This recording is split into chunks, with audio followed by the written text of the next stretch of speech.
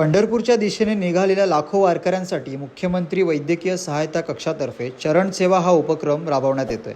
या सेवेद्वारे दररोज दीर्घ पल्ल्याच्या प्रवासानंतर थकलेल्या वारकऱ्यांच्या पायांना शास्त्रोक्त पद्धतीने व फिजिओथेरपीच्या माध्यमातून विश्रांती आणि आराम दिला जाणार आहे। सुजलेले पाय, बोटातील जळजळ, तळपायांमधील वेदना यावर तत्काळ उपचार केले जातील।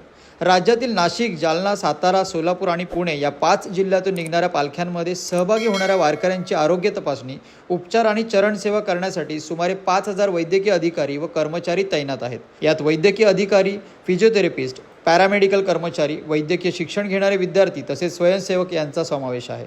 वारकऱ्यांच्या दिंडीसाठी एकूण 43 ठिकाणी मुक्कामाची व्यवस्था करण्यात आली आहे। या मुक्कामाच्या ठिकाणी चरणसेवा दिली जात असून येथे सुसज्ज वैद्यकीय तपासणी केंद्रे उभारण्यात आलेत। मुख्यमंत्री देवेंद्र फडणवीस यांच्या सूचनेनुसार पायी प्रवास करणाऱ्या वारकऱ्यांसाठी कक्षाच्या पुढाकारातून चरणसेवा दिली जाते।